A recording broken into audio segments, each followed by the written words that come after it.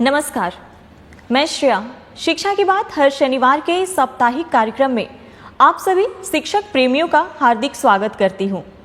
हर शनिवार की तरह एक बार फिर आप सभी शिक्षकों के द्वारा पूछे गए सवालों के साथ हमारे बीच मौजूद हैं शिक्षा विभाग के अपर मुख्य सचिव doctor S Siddharth sir. Sir, बहुत बहुत स्वागत है आपका। सर, आज का जो सबसे पहला सवाल है जिला पुरुषों के ट्रांसफर से संबंधित है। नमस्कार एससीएस सर, मेरा प्रश्न अंतर जिला पुरुषों के ट्रांसफर से संबंधित है।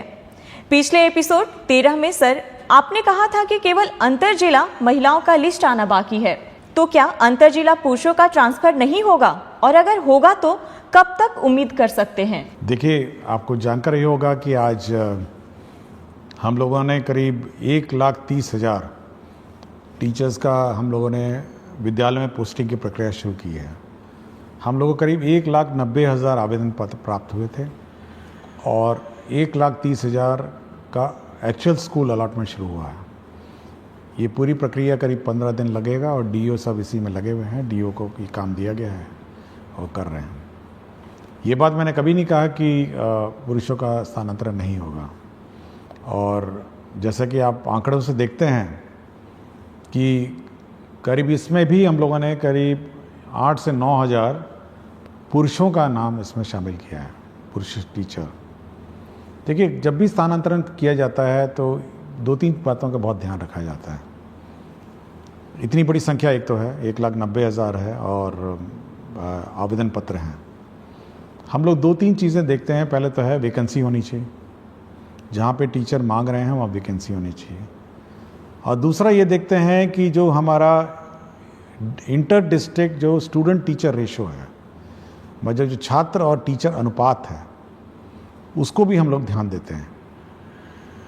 अभी तक जो ट्रांसफ़र हुए हैं करीब वो 1,30,000 का जो जिला आवंटन किया गया है, अगर उस आंकड़े को देखेंगे तो आपको आश्चर्य होगा कि ऐसे भी ज़िले हैं जहाँ 20 छात्र पे एक टीचर हैं, और ऐसे भी ज़िले हैं जहाँ 44 छात्रों पे एक टीचर हैं। तो आप देखिएगा कि पूरे राज्य में कितना, मतलब इस अनुपात में भी अंतर आ गया है कि एक तरफ 20 छात्र पे एक टीचर हो गए, एक तरफ 44 छात्र में टीचर हो गए। भाई इस कारण से हुआ है क्योंकि जो टीचर उन ज़िलों में थे जहाँ पे 44 छात्र पर टीचर थे, वो सब ऐसे ज़िलों में चले गए हैं जहाँ पे पहले ही टीचर बहुत ज़्यादा थे। तो एक तो हम लोगों को ये मेंटेन करना पड़ता है। पूरे राज्य का औसतन है 30 छात्र पर टीचर हैं। तो हम लोग को ये नियंत्रण रखना पड़ता है कि ऐसा ना हो कि अचानक एक ज़िला ऐसा हो जहाँ पे 10 छात्र हो जाएंगे एक टीचर पे। और जैसे ही ये ट्रांसफर्स होते हैं, देखिए एक चीज़ आपको सभी को सोचना भी चाहिए कि जहाँ से टीचर हटते हैं वहाँ स्कूल बंद भी होने लग जाते हैं। मतलब क्योंकि टीचर की कमी हो जाती है, जहाँ पे 5 टीचर थे अब 2 टीचर हो जाएंगे, तो स्कूल भी बंद होने लगते हैं। तो एक और जहाँ पे टीचर्स की अपनी व्यक्तिगत समस्याएं हैं, वहाँ पे सभी को छात्रों की भी समस्याओं को समझना चाहिए।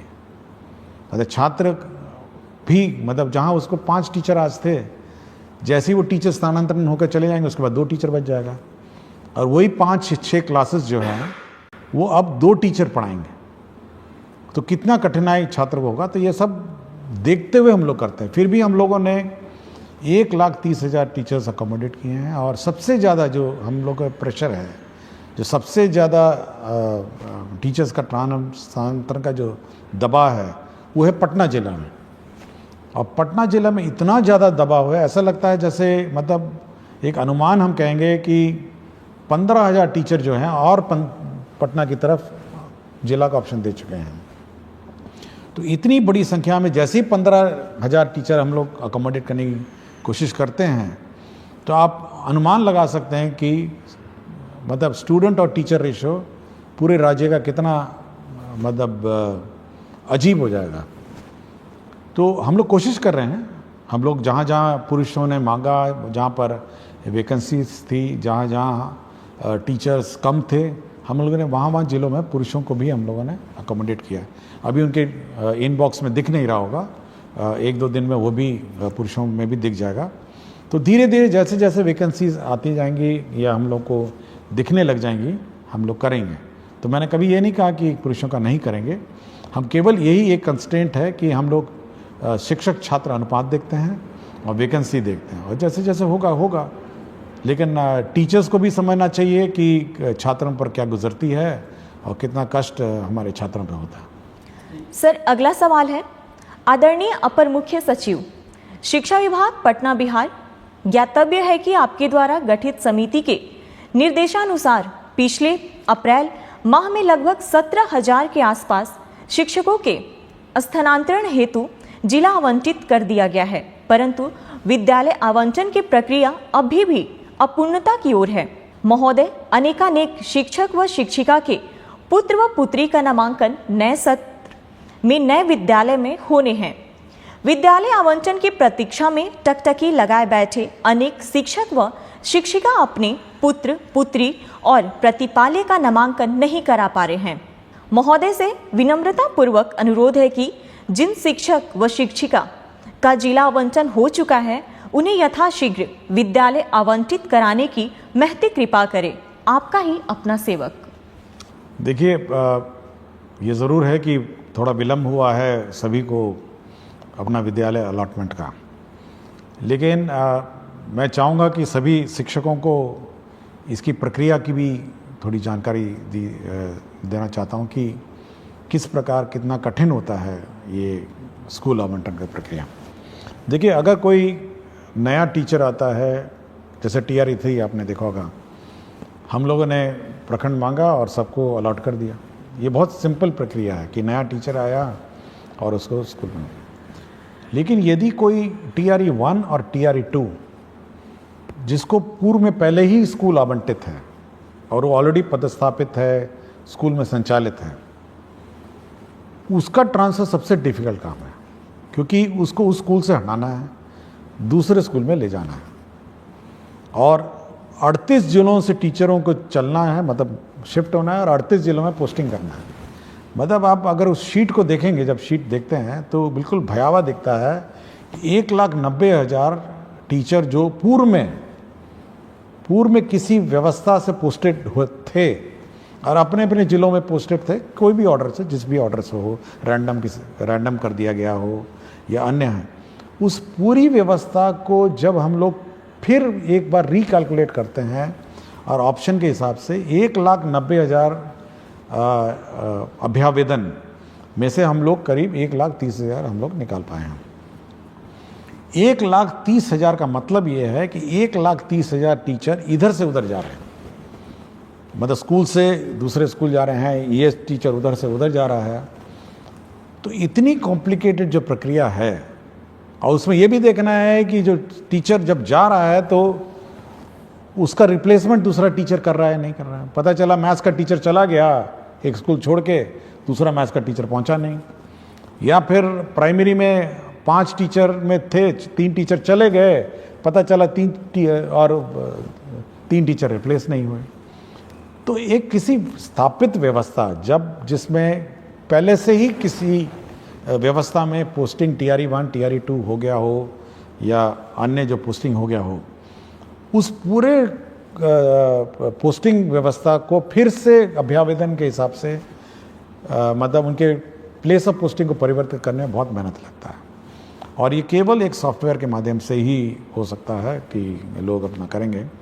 और हम लोगों ने काम शुरू कर दिया है, जैसे कि मैंने पहले प्रश्न में बताया, और सभी को 23 से 30 तक नए स्कूल में ज्वाइन करना होगा, और 20 तारीख को सभी के ई-शिक्षा कोश के जो ऐप है, जो उनका वेबसाइट है, उसमें आपको ट्रांसफ़र ऑर्डर मिल जाएगा, और इसी हिसाब से वो अपना प्लानिंग कर सकते हैं। लेकिन टीचर्स को ये समझना चाहिए कि एक स्थापित पोस्टेड व्यवस्था जहाँ पे पहले ही पोस्टिंग हो गई हो, और जहाँ पर मेरे ख्याल से बहुत सारे टीचर ऐसे भी थे जो सोचे भी नहीं होंगे कि 3 साल पहले इनका ट्रांसफ़र हो सकेगा, और ये उम्मीद नहीं होगी, लेकिन हम लोगों ने उन संवेदनशील होकर उनसे आवेदन पत्र लिए, उनके कष्ट समझे, और हम लोगों ने कहा कि नहीं, हम लोग जहाँ तक संभव हो करेंगे, और हम लोगों ने 1,30,000 टीचर्स का सिलेक्शन किया और पोस्टिंग कर रहे हैं, और जो बच गए हैं वह भी निराश नहीं हो। हम लोग बाद में अब फिर रिकैलकुलेट करेंगे, जब सब टीचर्स पोस्टेड हो जाएंगे एक बार रिकैलकुलेट करेंगे और फिर इसका फिर वो पोस्टिंग का फिर हम लोग प्रक्रिया आरंभ करेंगे। और मैंने ये भी कहा है कि जो छूट गए हैं किसी कारण से, पूर्व के TRE 1 TRE 2 और सक्षमता हो, वो अपना एप्लीकेशन विड्रॉ भी कर सकते हैं और रीअप्लाई कर सकते हैं, ये मैंने कहा है। तो हम लोग बहुत ही संवेदनशील रहते हैं टीचर के उद्देश्य से, बट यह भी एक बैलेंस बनाना पड़ता है। एक और टीचर के कष्ट का को ध्यान रखना पड़ता है और दूसरी ओर बच्चे का भविष्य का भी ध्यान रखना है। वो ज़्यादा इम्पोर्टेंट है मेरे लिए। बच्चे का 2 करोड़ बच्चे को टीचर मिले, उनको पढ़ाने वाला टीचर मिले, वो हमेशा वो चिंता में रहती है। टीचर का ट्रांसफ़र बड़ा आसान काम है, लेकिन बच्चे को एक शिक्षक देना ये बड़ा डिफ़िकल्ट काम है। तो ये बैलेंस बनाकर हम लोग चलते हैं, इसलिए टीचरों को निराश नहीं होना चाहिए। सरकार संवेदनशील है और मैं चाहूँगा कि वो लोग सभी टीचर्स नए पदस्थापन स्थान पे जब जाएंगे तो नए बच्चों को पढ़ाएंगे और उनका भविष्य देखेंगे। सर, एक अनिल कुमार सिंह, प्रभारी प्रधानाध्यापक, आदर्श बालिका +2 उच्च माध्यमिक विद्यालय रामगढ़ से हैं। कहते हैं, एसीए सर को सादर प्रणाम। आपका व्यक्तित्व संवेदनशीलता और शिक्षा में सुधार के प्रति आग्रह प्रेरित एवं प्रभावित करता है।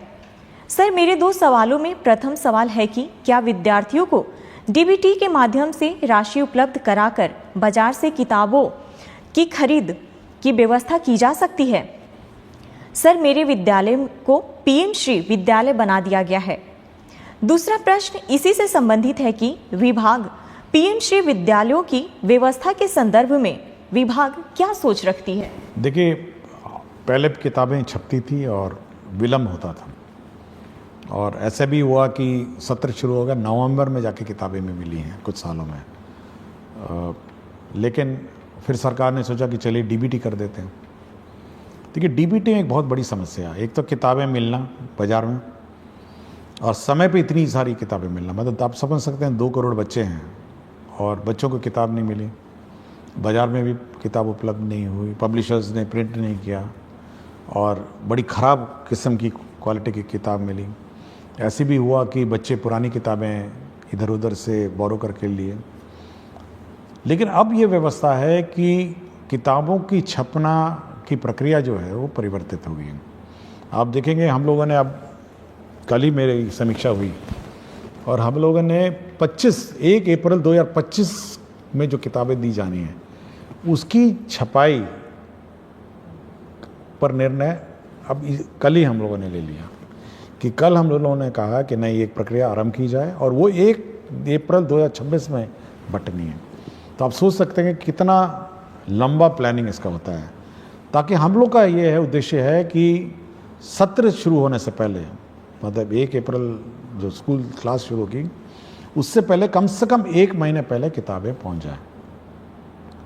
और इस बार चुनाव भी है बीच में, तो इसलिए हम लोगों ने जल्दी शुरू किया है कि किसी प्रकार का व्यवधान ना हो, समय पे किताबें छप जाएं, ताकि 1 अप्रैल 2026 में ये किताबें, नई किताबें मिल जाएं। और साथ ही साथ जो किताबों में परिवर्तन भी करना है, रिवीजन हर साल होता है, तो इस साल किताबों का रिवीजन भी शुरू हो गया है और करीब हम लोग को लगता है कि सितंबर 1 से किताबें एक्चुअली प्रिंटिंग शुरू हो जाएगी और किताबें पहुंचने लग जाएंगी स्कूल में करीब जनवरी, फरवरी, मार्च में। तो समय पे आपको किताब मिल जाएंगी। इसलिए डीबीटी पर ज़्यादा हम लोग जोर नहीं देते हैं कि समय पे किताब जब मिल ही रही है तो मेरे ख्याल से शिक्षकों, विद्यार्थियों को कठिनाई नहीं होगी।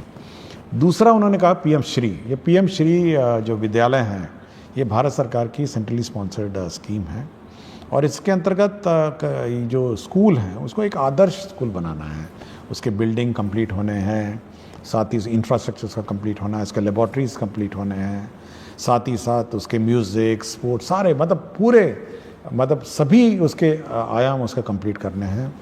और साथ ही साथ टीचरों का प्रशिक्षण है और उसका जो सॉफ्ट स्किल्स हैं स्कूल में सभी देना है। तो एक परिपूर्ण, मतलब full complete school in all respect, वो बनाने का उद्देश्य है। और मेरे ख्याल से ये बहुत ही अच्छी योजना है पीएम श्री, हम लोग तो चाहेंगे कि और ज़्यादा हो, बट हम लोग कोशिश कर रहे हैं कि भारत सरकार और सैंक्शन करे।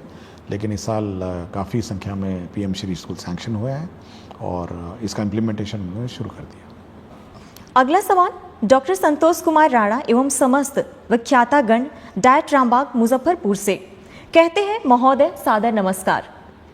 हम डायट रामबाग मुजफ्फरपुर के विख्यातागण यह जानना चाहते हैं कि जब हमने सेवा पुष्टि हेतु सभी आवश्यक दस्तावेज समय पर जमा कर दिए हैं, विभागीय प्रक्रियाओं का पूर्ण पालन किया है तथा निरंतर निष्ठा व कर्तव्य परायणता के साथ शैक्षिक कार्यों का निर्वहन करते आ रहे हैं, तो क्या विभाग अब हमारी सेवा पुष्टि की प्रक्रिया जो विगत 5 वर्षों से लंबित है को शीघ्रता से पूर्ण करने हेतु आवश्यक और प्रभावी कार्रवाई करेगा? आपकी सकारात्मक एवं शीघ्र पहल की हम अपेक्षा करते हैं। देखिए, ये बड़ा दुखद बात है कि 5 साल हो गए हैं और सेवा संपुष्ट नहीं हुई है। तो जिसने भी विलंब किया उस पर तो कार्रवाई होगी और मैं चाहूँगा कि अगला 1 सप्ताह में इनका समाधान हो जाए। और हम लोग का हमेशा ये रहा है कि जो सेवा पुष्ट है, सेवा संपुष्टि है, अगर कागजात सभी पूरे हो गए होंगे तो संपुष्टि समय पे हो, ऐसे विलम्ब नहीं हो। और विलम्ब होगा तो संबंधित पदाधिकारी या कर्मचारी जो भी होगा उस पर कार्रवाई होगी। तो कार्रवाई तो होगी, लेकिन काम भी हो जाना चाहिए और 1 सप्ताह में इसको हम लोग करवा देंगे। अगला सवाल अनिल कुमार पांडे, माध्यमिक शिक्षक, उत्क्रमित माध्यमिक विद्यालय धुरलक समस्तीपुर से। माध्यमिक स्तर के गणित विषय को सुलभ व सरल बनाने की भविष्य में विभाग की कोई योजना है? जैसे गणित विषय के शिक्षकों का विशेष प्रशिक्षण, अभ्यास पुस्तिका का विभाग द्वारा बच्चों के लिए उपलब्धता, आधुनिक तकनीक के उपयोग की संभाव्यता या अन्य? देखिए, मैथ्स बहुत इम्पॉर्टेंट सब्जेक्ट है और मैं पिछले बहुत सारे एपिसोड में मैंने कहा है। हम लोगों ने पिछले बार 100 दिन वाला कैंपेन भी चलाया था कि 100 दिन केवल मैथ्स और रीडिंग की क्लासेस, पहले क्लास और दूसरी रहेगी। हम लोगों ने FLN भी हम लोगों ने डेवलपमेंट प्रोसेस किया, बहुत सारे FLN किट्स भी डेवलप हुए। और हम लोगों का है कि मैथ्स जैसे सब्जेक्ट है, बहुतों को कठिन भी लगता होगा, लेकिन FLN किट के माध्यम से उसको सरल बनाया जा सकता है और लर्निंग भी ईजी बनाई जा सकती है। और मैं पिछली बार जब ACRT में एग्जीबिशन में गया था तो बहुत अच्छे इनोवेटिव FLN किट्स भी थे जो मैथ्स से संबंधित थे, केवल मैथ्स से संबंधित थे। और मैं चाहूँगा ACRT इसको प्रचार प्रसार करे और टीचर्स का ट्रेनिंग दे, और टीचर्स के ट्रेनिंग में कम से कम ये FLN किट्स कैसे मैथ्स पढ़ाए जाएं इस पर विशेष ध्यान दें। और साथ ही साथ SCRT में भी हम लोग इस बार जो टीचर्स ट्रेनिंग का जिस साल का सत्र है उसमें FLN और मैथ्स और रीडिंग एबिलिटीज़ बच्चों में कैसे डेवलप की जाए इस पर ट्रेनिंग पे हम लोग जोर देंगे। सर, अगला सवाल भूपेंद्र कुमार त्रिपाठी, मध्य विद्यालय कर्मा, गुरारू गया, BPSC TRE 2 द्वारा चयनित गणित विज्ञान का शिक्षक है। महोदय, आपका ये हर शनिवार का संवाद करना काफ़ी सराहनीय है और हमें आपसे जुड़ने और आपको सुनने का मौका मिलता है, जिससे पूरा शिक्षक समाज काफ़ी लाभान्वित होता है। महोदय, बिहार में ट्यूशन की वैल्यू इतनी ज़्यादा है कि बच्चे स्कूल ना आकर वहाँ जाते हैं, और सबसे बड़ी विडंबना यह है कि सरकार को मालूम है कि काफ़ी सारे ट्यूशन टीचर स्कूल के समय में ही क्लासेस चलाते हैं। इस वजह से काफ़ी बच्चे स्कूल नहीं आते। इस पर सरकार कोई कार्यवाही क्यों नहीं कर रही है? मैं पिछले साल से अब तक कई बार गांव में जाकर और पेरेंट्स टीचर मीटिंग करके लोगों को समझा चुका हूं, परंतु अभी भी बहुत सारे बच्चे रेगुलर स्कूल नहीं आते हैं। इसके लिए सरकार क्या कदम उठाएगी? देखिए, पिछले एपिसोड में मैंने कहा था कि जो ट्यूशन है, स्कूल अवधि में कोई भी सरकारी स्कूल में नामांकित छात्र ट्यूशन में नहीं जाए, और सरकारी शिक्षक उस अवधि में ट्यूशन में क्लासेस नहीं ले सकते हैं। यह पूर्ण रूप से प्रतिबंधित है। और यह भी प्रतिबंधित है कि कोई भी सरकारी शिक्षक ट्यूशन नहीं पढ़ा सकते हैं, ये बिल्कुल प्रतिबंधित है। और यदि कोई शिक्षक जानबूझ के और इस मतलब जबरदस्ती या जानबूझ के इस रूल का उल्लंघन करता है कि मतलब वो सरकारी शिक्षक जो है वो किसी ट्यूशन क्लास मतलब ट्यूशन कोचिंग सेंटर में पढ़ाएगा, तब तो उस पर कार्रवाई हो जाएगी। उसका काम ये है कि जो हमारे स्टूडेंट हैं, सरकारी स्कूल में स्टूडेंट हैं, उनको पढ़ाए। यह बिल्कुल अलाउड नहीं है कि कोई भी सरकारी टीचर किसी कोचिंग सेंटर में पढ़ाएंगे। ये मैं बिल्कुल स्पष्ट कर दिया हूँ और इस संबंध में हम लोग स्पष्ट निर्देश भी देंगे। और कोई कंप्लेंट आएगा तो उस पर तो कार्रवाई हो जाएगी, क्योंकि यह हम लोग नहीं चाहते हैं कि एक कोई स्टूडेंट मतलब यह देखे कि अपना टीचर ही जब चला गया ट्यूशन पढ़ाने तो वो भी चला जाएगा, नहीं, स्वाभाविक है। तो यह पब्लिक को भी अलर्ट होना है और बाकी टीचर्स को भी अलर्ट होना है कि किसी भी परिस्थिति में सरकारी शिक्षक ट्यूशन नहीं पढ़ाएंगे और सरकारी स्कूल में जो नामांकित छात्र हैं वह ट्यूशन सेंटर में नहीं जाएंगे ट्यूशन अवधि में, मतलब सॉरी, जो स्कूल अवधि में। स्कूल का अवधि के बाद वो अपना ट्यूशन जहाँ लेना लें और प्राइवेट टीचर अपना जो पढ़ाना पढ़ाएं, वो हमको कोई आपत्ति नहीं। लेकिन ये बिल्कुल बहुत ही स्पष्ट है। और हम लोग biometric attendance, photo based attendance शुरू करने वाले हैं स्टूडेंट्स का भी। तो जल्दी जैसे लौटेंगे अपने समर वेकेशन से, तो स्टूडेंट्स का बायोमेट्रिक अटेंडेंस भी हम लोग कंपलसरी कर देंगे। तो यह हम लोग यह टॉलरेट नहीं करेंगे कि स्टूडेंट्स क्लास मिस करें, क्लास से गायब रहें, अन्यथा कहीं घूम रहे होंगे। ये बायोमेट्रिक अटेंडेंस स्टूडेंट्स का भी हम लोग समर वेकेशन के बाद शुरू कर देंगे। सर, अगला सवाल है। नमस्कार एससीएस सर, मैं राशिद आलम यूएमएस भीमाइन खैरा जमुई में उर्दू टीचर के रूप में कार्यरत हूँ। सर, मेरे स्कूल में उर्दू के स्टूडेंट हैं, उर्दू में पढ़ाई भी होती है, लेकिन एग्ज़ाम के क्वेश्चन पेपर उर्दू सब्जेक्ट का नहीं आता है। मजबूरन संस्कृत सब्जेक्ट का एग्ज़ाम लेना पड़ता है। कृपया इसका सॉल्यूशन कीजिए। नहीं, ये बिल्कुल गलत है और मैं ये चेक करूँगा कि उर्दू का पेपर क्यों नहीं गया। उर्दू का अगर पढ़ाया जाता है तो उर्दू का पेपर जाना चाहिए, संस्कृत का पढ़ाया जाता है तो संस्कृत जाना चाहिए। ये बिल्कुल गलत है कि उर्दू पढ़ के संस्कृत लिखेगा या संस्कृत पढ़ के उर्दू है, नहीं, ये गलत, बिल्कुल गलत। और जहाँ पर भी लापरवाही हुई है मैं इसको चेक करूँ। सर, अगला सवाल नरेश कुमार निराला जिलाधिकारी से पुरस्कृत विशिष्ट शिक्षक आदर्श प्राथमिक विद्यालय केवला से। कहते हैं, जी नमस्कार सर, शिक्षा की बात। शनिवार मेरा प्रश्न है कि वर्ष 2007 में हजारों नवसृजित प्राथमिक विद्यालय खोला गया और सैकड़ों प्राथमिक को उत्क्रमित कर मध्य विद्यालय बनाया गया, जो काफ़ी सराहनीय कार्य रहा।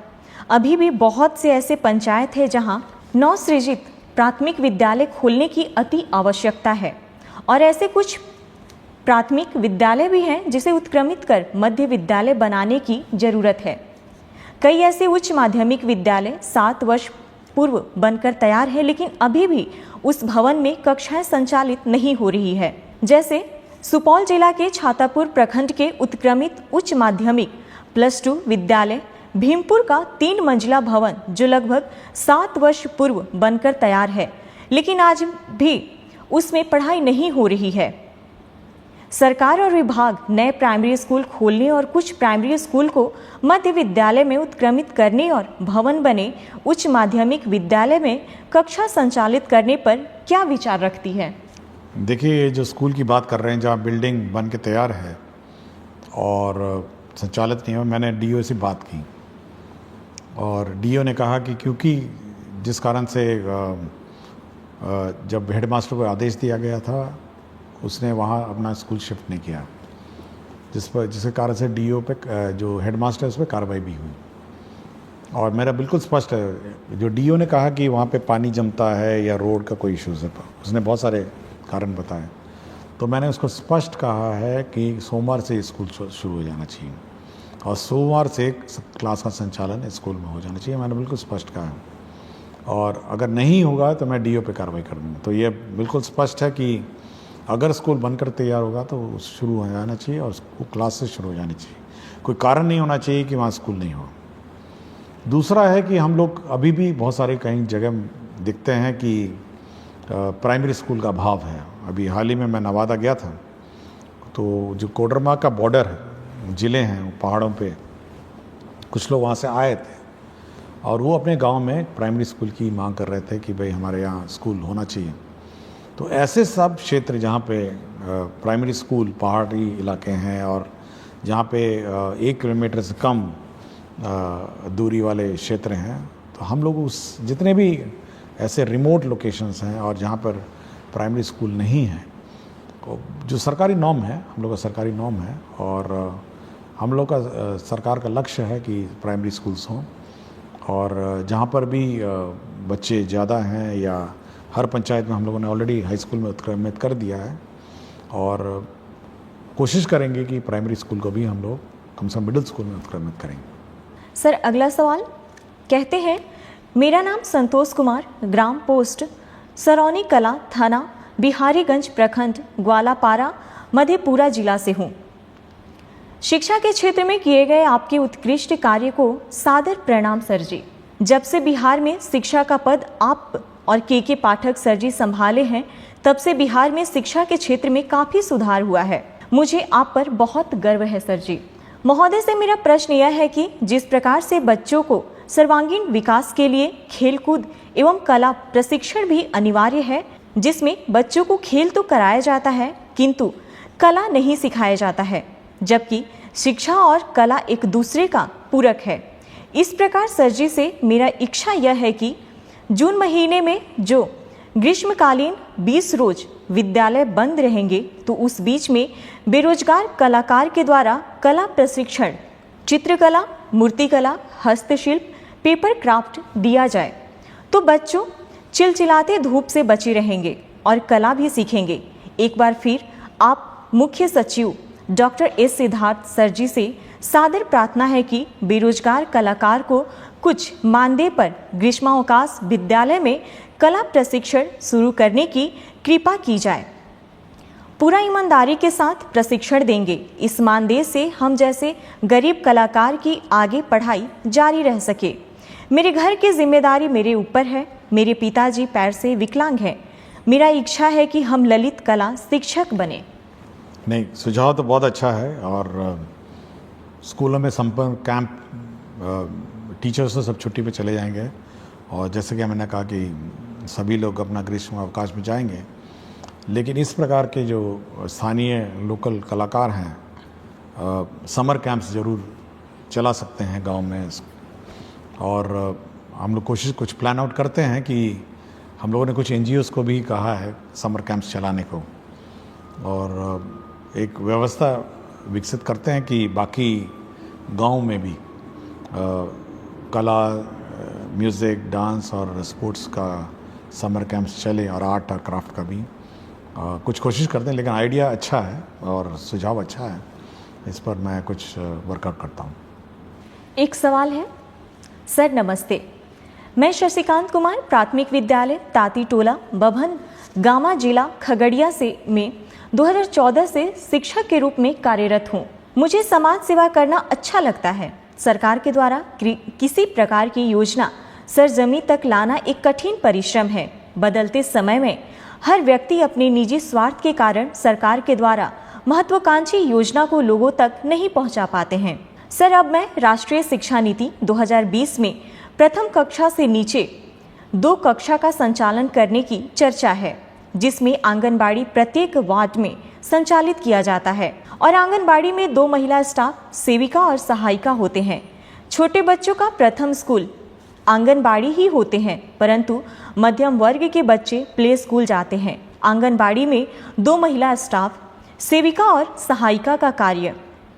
सेविका प्रधान संचालन करता एवं सहायिका बच्चों को लाना और मध्याह्न भोजन बनाकर खिलाना। सेविका द्वारा 16 से 20 पंजी का संधारण करना होता है। स्टाफ उपस्थिति पंजी, अन्नप्राशन पंजी, गोद भराई पंजी, भंडार पंजी, टीकाकरण पंजी, सामाजिक बैठक पंजी, दूध वितरण पंजी, राशन वितरण पंजी, बालबाड़ी बच्चा उपस्थिति पंजी, विवाह पंजी, विवाह, मृत्यु एवं जन्म पंजी, महिला मंडल बैठक पंजी, सर्वे पंजी, निरीक्षण पंजी, वजन पंजी, मुख्यमंत्री कल्याण कन्या उत्थान योजना पंजी, प्रधानमंत्री मातृ वंदना योजना पंजी, जिसमें सेविका क्या क्या करे। सरकार की शिक्षा और पहल में जन्म के बाद 3 से 6 साल में के बच्चों को बालबाड़ी में शिक्षा दी जाती है, जिसमें शैक्षणिक गतिविधि के लिए स्टाफ की कमी है। सर, मेरा ध्यान शिक्षा सेवा की ओर है। वह अपने टोला से या विद्यालय के पोषक क्षेत्र के टोला से बच्चों को स्कूल तक पहुंचाना और पोषक क्षेत्र में बच्चों को ट्यूशन पढ़ाने का दायित्व है, जिसमें यह मेरा मानना है कि सर की टोला सेवक या शिक्षा सेवक को आंगनबाड़ी में बालवाड़ी के बच्चों को पढ़ाने के लिए एक प्रावधान लाने की आवश्यकता है। क्योंकि सर एक सरकार की योजना को मैं समझना चाहता रहा हूँ कि एक वार्ड में प्रायः एक आंगनबाड़ी होते हैं, प्रत्येक वार्ड में 80 से 100 बच्चे रहते हैं, परंतु आंगनबाड़ी में बालवाड़ी में 40 बच्चों का नामांकन किया जाता है, शेष बच्चे इधर उधर रह जाते हैं, जिस कारण जब वह बच्चा 6 वर्ष का हो जाता है तो उसे पढ़ना और विद्यालय जाना अच्छा नहीं लगता है। सर अंत में मैं यह कहना चाहता हूँ कि वर्तमान समय में सरकारी विद्यालय में शिक्षक की उपस्थिति ठीक ठाक हो गई है और शिक्षक सेवक को बालवाड़ी में बच्चों को पढ़ाने के लिए समय का प्रावधान लाना चाहिए। देखिए, ये ज़रूर जो सुझाव करता है, उन्होंने आंगनबाड़ी में जितने प्रतिवेदन और प्रपत्र भरने पड़ते हैं, मैं भी बड़ा आश्चर्य हुआ कि इतनी रिपोर्ट्स और कागजात किसी आंगनबाड़ी सेविका को भरने पड़ते हैं। मैं भी बहुत आश्चर्य रहा और बहुत अच्छा उन्होंने जानकारी दी। हम लोग का ये जो कार्यक्रम है उसमें ये है कि जितने भी हम लोग आंगनबाड़ी के बच्चे हैं वो तो आंगनबाड़ी में पढ़ते हैं, 40 बच्चे जैसे कहा, और बाकी बच्चों को प्री स्कूल के रूप में जो प्राइमरी स्कूल है उसमें रखने का प्रावधान है। और हम लोग ने शुरू ही किया अभी कि जितने भी नॉन आंगनबाड़ी, जो आंगनबाड़ी में बच्चे नहीं हैं, उनको प्ले स्कूल के रूप में प्राइमरी स्कूल में रखा जाए, और जिसको कहते हैं प्री प्राइमरी, और उसमें रखने के बाद 2 साल रखने के बाद फिर वो बच्चे अपना स्कूल में आ जाएंगे। तो ये व्यवस्था करने के लिए हम लोगों ने कार्यक्रम बनाया और ऑलरेडी हम लोग बहुत स्कूल में शुरू कर चुके हैं, और मैं ज़रूर इसका रिव्यू करूँगा कि सभी प्राइमरी स्कूल्स में प्री प्राइमरी क्लासेस भी हों जहाँ पे ये सब बच्चे रहें, और साथ ही साथ आंगनवाड़ी में तो है ही हैं बच्चे, तो ये रिव्यू करूँगा। और ये अच्छा सुझाव था कि जो टोला सेवक हैं, तालीमी मरकज़ हैं और अन्य जो साधन सेवी सब हैं, तो ये सब इसमें सहयोग कर सकेंगे, और बच्चे कम से कम प्राइमरी स्कूल से पहले 2 साल पहले ही स्कूल में कम से कम 1 घंटा आएँ और बैठें और जाएँ। ये व्यवस्था हम लोग लागू करें। बहुत बहुत शुक्रिया सर। अगला सवाल एक शिक्षिका प्रखंड पोठिया किशनगंज से हैं। महोदय, मैं 14 वर्षों से प्रभार में हूँ।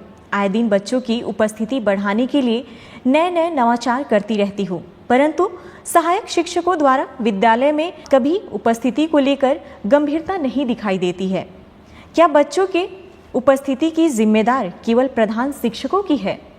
क्या ड्रॉप आउट हुए बच्चों को विद्यालय से जोड़ने में वर्ग शिक्षकों की कोई भूमिका नहीं? देखिए, जैसे कि कहा है कि हम लोगों ने हर क्लास के लिए क्लास टीचर अपॉइंट करने को कहा है, और उस क्लास टीचर की जवाबदेही है कि उसके जो बच्चे हैं वो सभी स्कूल आएँ और मॉनिटर उसको करना है। ये प्रधान अध्यापक का काम नहीं। प्रधान अध्यापक का काम है कि भाई वो इकट्ठा करेंगे आंकड़े, लेकिन हर क्लास का अपना इंडिविजुअल क्लास टीचर है और उसको मॉनिटर करना है कि कौन बच्चा आया, कौन बच्चा नहीं आया, और ये उसका काम है। ये नहीं कह सकता कि भाई प्रधान अध्यापक जाने कि कौन सा बच्चा आ रहा है, जा रहा है। ये हर क्लास टीचर, हर क्लास का टीचर को है। और यह भी हम लोगों ने कहा है कि उसी का काम है मिड डे मील उसको खिलाना, उसी का काम है कि वो मिड डे मील खाया नहीं खाया, अटेंडेंस चेक करना, अटेंडेंस दस्तखत करना, तो सारा काम उसी का है। तो हर क्लास का क्लास टीचर को अपनी जवाबदेही निर्धारित है और उसकी रिस्पॉन्सिबिलिटी। अगला सवाल सर, मैं सुहानी कुमारी वर्ग 7वीं कन्या मध्य विद्यालय अमला टोला में पढ़ती हूँ, लेकिन मुझे अभी तक पुस्तक नहीं मिला है। अब तो कुछ दिनों में गर्मी की छुट्टी होने वाली है। समझ नहीं आ रहा है कि बच्चे बिना पुस्तक के कैसे पढ़ेंगे।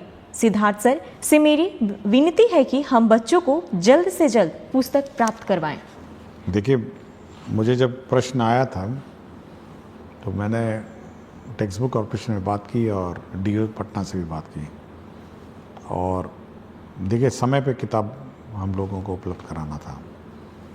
क्यों नहीं हुआ ये मैं एक बार चेक करूँगा, लेकिन जहाँ तक आवेदिका का है तो ये मंडे को ये किताब इनको मिल जाएगी। लेकिन ये रिव्यू करूँगा कि समर वेकेशन से पहले कम से कम सारे बच्चों को किताब मिल जाए, ताकि समर वेकेशन में जो भी जिसको समय मिले अपना बैठ के अपना पढ़े। और ये घटना होनी नहीं चाहिए थी, बट मंडे को इसको किताब मिल जाएगी। लेकिन कोशिश करेंगे कि अब ये डिले नहीं हो। सर, आज का आखिरी सवाल। सर, लाइब्रेरियन की वैकेंसी कब तक आएगी? कृपया इस पर संज्ञान लें, आपकी विश्वासी। हम लोग अभी कैलकुलेशन कर रहे हैं इस पर, हम लोग देख रहे हैं कि क्या वैकेंसीज हैं और क्या है। एक बार देख लेंगे, उसके बाद इस पर निर्णय करेंगे। बहुत बहुत धन्यवाद सर। अगले सप्ताह फिर से मुलाकात होगी शिक्षा की बात हर शनिवार के साथ।